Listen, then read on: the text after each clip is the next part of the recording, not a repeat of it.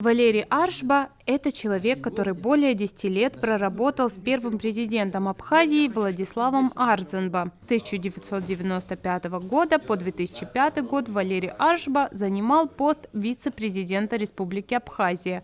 Затем был назначен руководителем администрации президента. С 2011 года по настоящее время Валерий Аршба – президент Национального олимпийского комитета Абхазии. На лекции Валерий Шалвович подчеркнул, что нужно просвещать молодое поколение, поэтому он рассказал о фактах, ныне неизвестных студентам. Время, к сожалению, неумолимо отделяет нас от эпохи Владислава Арзенбо.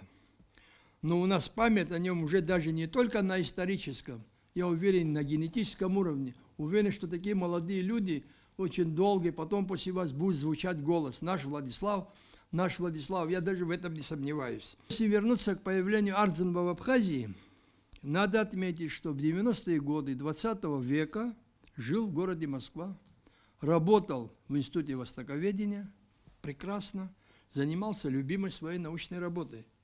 Жизнь человека, можно сказать, обустроена прекрасно. Но когда уже в процессе нашей совместной работы, после того, как в 1995 году я был избран вице-президентом, он мне говорил иногда, что он начал вынашивать, когда увидел, что Советский Союз разваливается, он говорит, я начал вынашивать, попробовать, может, вернуться на мою родину Апсне и как-то свои какие-то силы, свои знания вложить в то, чтобы рядом быть со своим народом. И как раз так случилось, что в это время с ним встречается, это 100%, там по-разному говорят, с ним встречается первый секретарь Абхазского обкома, тогда еще обком партии был, Борис Викторович Адлиба, и предлагает ему возглавить Абхазский институт языка, литературы и истории, АБНИ. И понимаете, а наша интеллигенция научная, конечно, Владислава Григорьевича знали очень хорошо, и они, конечно, приложили только много усилий, там встречались с ним. В 1988 году Владислав Григорьевич Арзенбо, спустя 22 года, вот посмотрите, потом к этому придем, 22 года он прожил в Москве, и в 1988 году был назначен директором Абхазского института, тогда АБНИ назывался, после смерти Георгия Алексеевича Дзидзария, нашего академика, он был назначен директором. Ну, 88 год, я сказал, да? Владислав Григорьевич умирает в 2010 году. Ровно, понимаете, в Москве 22 года и в Абхазии 22 года. Аршба рассказал, что Владислав Арзенбо появился в жизни абхазского народа в один из самых сложных периодов истории страны. Он стал духовным лидером. Борьба за права и свободу Абхазии была делом всей его жизни. И вот я никогда об этом не говорил, и никто вообще не говорил. Вот сегодня хочу вам, первые люди, которым я говорю, он начал формировать команду, конкретно формировать команду, несмотря на все трудности.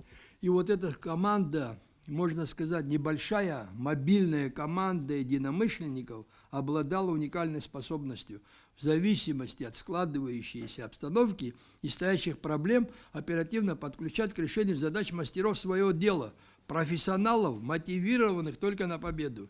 И они на протяжении первых послевоенных 10 лет с честью доказали свои уникальные навыки и умения, свои лучшие человеческие качества и феноменальные способности.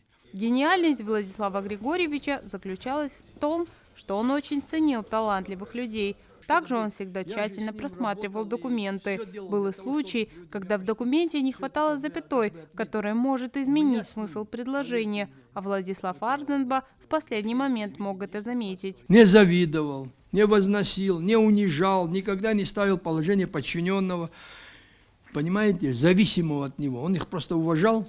Поэтому главным действующим лицом в его окружении был человек, которого Владислав стремился вывести на уровень специалиста, достигшего благодаря своим способностям пика славы. Я еще раз скажу вам, много раз я сам убеждался, что эмоции Владислава искренние, он по достоинству ценил в людях те или иные положительные качества и способности, и сам от этого, уверяю вас, получал удовольствие от того, что вот он надеется на человека, и человек действительно оправдал. Сердце у него было как ученый, а политиком он стал, по ситуации, так сложилось обстоятельства, а так он оставался ученым. Поэтому он всегда, если ученый, если знает свою историю, все человеческие качества больше, чем у любого политика. Вот это основательность. Любовь к родине, понятно. Мечтательность, дальновидность. Ну, очень важный момент. В Адыгее, ну, Владислав Григорьевич Ардзинба на Северном Кавказе, на юге России, ну, везде воспринимали как олицетворение Абхазии. Понимаете, и в Майкопе проходил фестиваль «Мир искусству», где присутствовали все первые лица Северного Кавказа и юга России, губернаторы.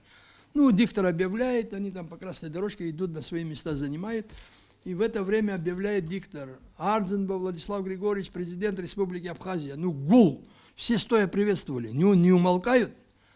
А у наши сердца наполнялись гордостью, что мы находимся с этим великим человеком. Валерий Аршба добавил, что хотел бы создать учебник, в котором были бы собраны все интересные и важные факты довоенных и послевоенных лет.